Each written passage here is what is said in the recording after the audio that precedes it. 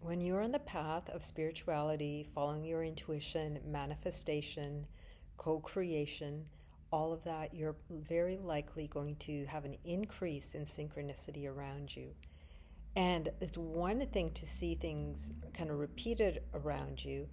It's quite another when a simple thought or a simple thing that you spontaneously decide to do then is mirrored back to you. And I have been having um, several of those recently, and I'll share one that I just think is like it's fun. It's it's not highly meaningful in one sense, and yet it's because of that that it is actually quite meaningful. So the video I did just like a day or two ago, I made a comment at the end, and I hadn't planned on saying that. I don't script my videos. So it just came out, and I was surprised myself that I said it.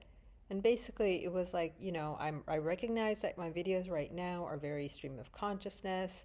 I'm just saying what's in the moment, what's coming up for me. And they're not polished, they're not scripted, blah, blah, blah, right?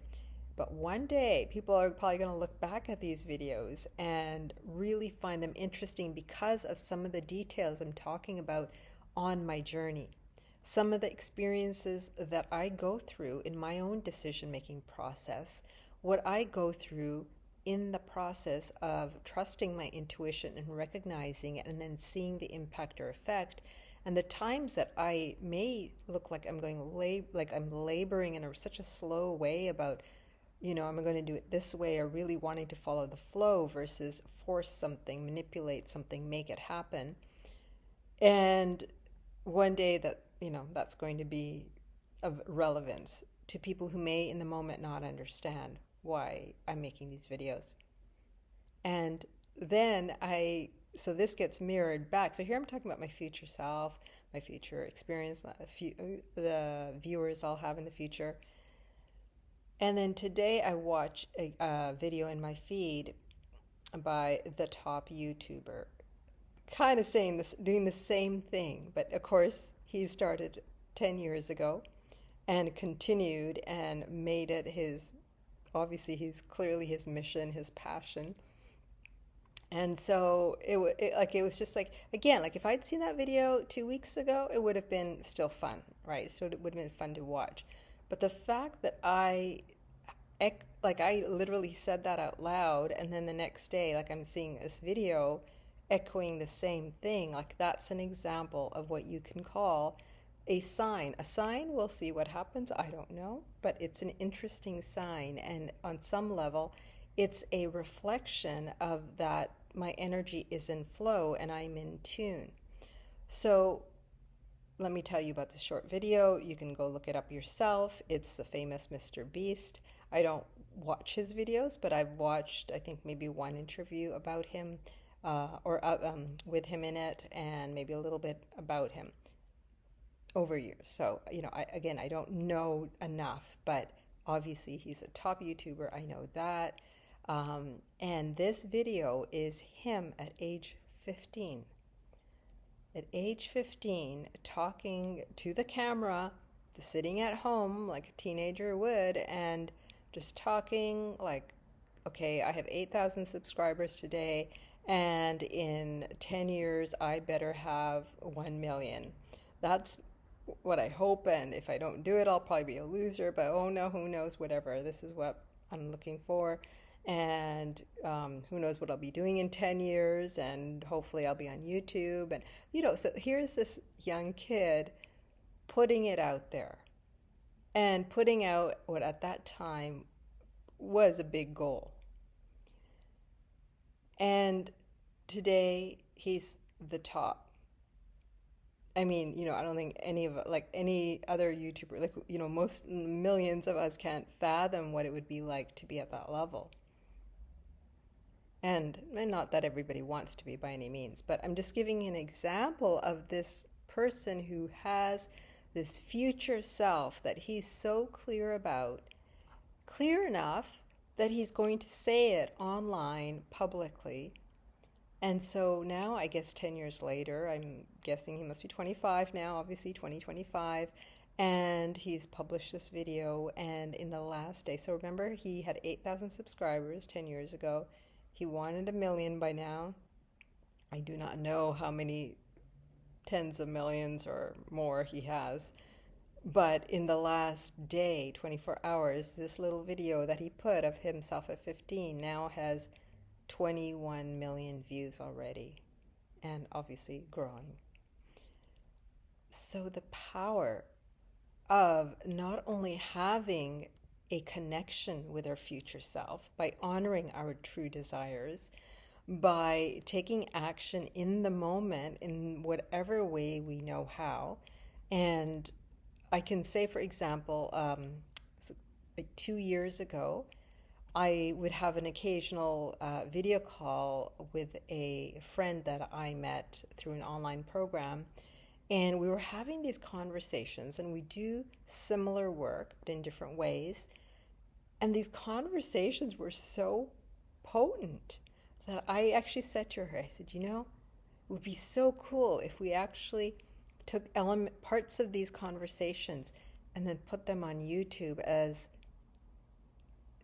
to share kind of the spark and the magic that is, of what we know, and the way, she and I were having this conversation and the energy of that conversation. And at the time I was like, well, if you ever want to do some videos on YouTube together, let's do it, because I think it would be super fun, and I think people would really be amazed by it and enjoy it. And, obviously certain people would resonate, not everyone. And her response was, no, she was not interested in doing that. And, she wanted the perfect kind of studio for it, the great mic and this and that. Like, she just wanted to do it at that level that very much looks like a professional filming studio. And of course, like I do as well, she was listening to videos by top podcasters. And so, had this image in her mind, and I guess felt really uncomfortable to do that more off the cuff, kind of spontaneous talking and see what comes kind of videos that I was very excited about. Because I noticed that when we aim to do that, like we it's a little more intentional, people get a little more tense or a little more selective of what they say and don't say. Whereas when it's just a spontaneous conversation, when there's no camera on, oh my gosh, the things that were coming out were just like completely sparking both of us, right? They were just inspiring. They were echoing things that we know, which amplifies what we know, which makes it easier to take it out into the world and all of that. And so her response was no, and that was fine. And eventually I thought, you know what, I'm just going to start my own. So again, it's an example of people and how it's easy to stop ourselves. Stop ourselves because we don't think we're enough yet. Stop ourselves because we don't have the stuff yet, the resources, whatever. That's the beauty of the world at this time. Most of us have access to the internet. And right away, that gives us an advantage should we choose to use it. And we can sit back and worry about being embarrassed by how we look, or the lighting on a certain day, or that what we say isn't as polished, or we don't want to maybe spend the time on editing the video like myself at this time, and we can make all of that matter. Or like MrBeast, 15 years old, hey, this is what I'm doing. God, I should certainly hope that by, in 10 years I'll get the 1 million subscribers. And me sitting here thinking, tiny little YouTube channel thinking, okay, one day someone's going to look back at this and go, oh, that's where, that's when I got to know her. And for me, it might be like the start of, who knows? I don't know. I am not approaching this like a YouTube business, although I am offering my work, my coaching, but I'm not I'm not doing it in that planned, linear way because that is not the magic that I have to share with you. There is so much more. And I'm here for those people who really are excited about being real, about being present, about going for what they want now, no matter where they are. And, this is when, like, when people come to me, they've been often thinking about businesses for years, and it's like, yeah, I want to start my business, but they don't. And, when they find me and learn about what I do and what I offer, and they've started to work with me, like, I had a woman who, from the day we started working together, within 6 weeks, she'd open up her art gallery. 6 weeks. It had been there, the plan had been written, the ideas were there, but there was always a reason why not now. And then in 6 weeks, she opened it. And I'm not talking about some boring store, of some predictable product, which is perfectly fine, right? It's a great way to make money too. But what I mean by why I'm saying it that way is that when you have things that are more necessary, products that are necessary, right? Like food, for example, right? Like there's a assumption everyone has, oh, that'll be easy to sell because everyone needs it. Yes or no? It still depends on you and how you run your business. In her case, art. Art, as we know, is often perceived as a luxury rather than a necessity. And yet, that was her dream, and she started and opened doors within 6 weeks, and she totally hit her goal on that first day in terms of the opening sales she wanted. And by the end of that year, when we talked about how much revenue, how much profit she'd made, she said, well, her way of describing it was she had never paid that much tax before. And you may all think that tax is a negative thing, but paying tax also means you must have made a lot.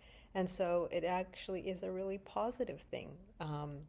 Of course, you got to manage it and all of that, but starting and noticing and being aware of what I said earlier is like little signs, right? The funny thing that I spontaneously found myself saying and then echoed by like the top YouTuber.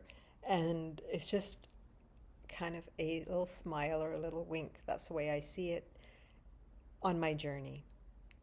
And the encouragement to keep going, and you can discover who you are and what you're going to create by doing it. You can also come in with a very clear decision, like this woman who opened the art gallery. She knew what she was going to do. It's not like she was going to try to sell 5 different things to find out which ones she liked. She was very clear. And again, when you have that clear vision, you go for it. That's usually what I've done in my business. That's the way I've pursued it. But when it comes to things like this channel and other things I've done, the dance class that I teach a couple of times a week, I play. These are places that I can play, that I bring my creativity, I bring my spontaneity, I bring my joy, just sharing and connecting and sometimes teaching and sometimes guiding. Yet they're not as heavy laden with, here are the 10 steps to make this work. Because I want places in my world that are my playground. So where I can create and show up, where it doesn't have to be that polished experience or result. When somebody steps in to work with me as a client, it's a completely different ballgame. The energy, the state of being, the steps, they still have that very active, spontaneous energy, because that's where I find all like the pearls show up, the treasure is. But that's backed up by years of experience. And it comes across differently. My authority steps in with even more clarity. But in other places, I want to play. And, that's something that I learned a long time ago when I would, when I was studying business and reading about successful companies, successful people, and how valuable it is to have certain parts of our life which are more like research and development, right? We don't come in with it has to be this, but we allow things to evolve, and those things can end up actually contributing much more significantly to our bigger and higher vision than we could have ever planned. So today's video was simply just sharing my joy at seeing MrBeast's video and the reflection it had, given something I said, and the reminder that you either start today and get on with it, whatever, and it might be a brand new thing, and it might be like you're already in it, but you're going to that next level, or you keep waiting. You keep waiting for the perfect time, the perfect energy, the perfect resources to show up, the perfect people around you. And I've watched a lot of people who wait like that and who are still waiting. So it's always your choice. It's always your choice. So what are you going to do today? Which signs are you seeing that are saying, hey, keep going. It's not time to stop. Stop sitting in the doubt. Stop wasting your time on doubt, right? Turn that around. If something is inside you, ready to be shared, ready to be created, ready to be produced, ready to form something that the world hasn't seen, then it is your time and is your choice, and it's all in your power.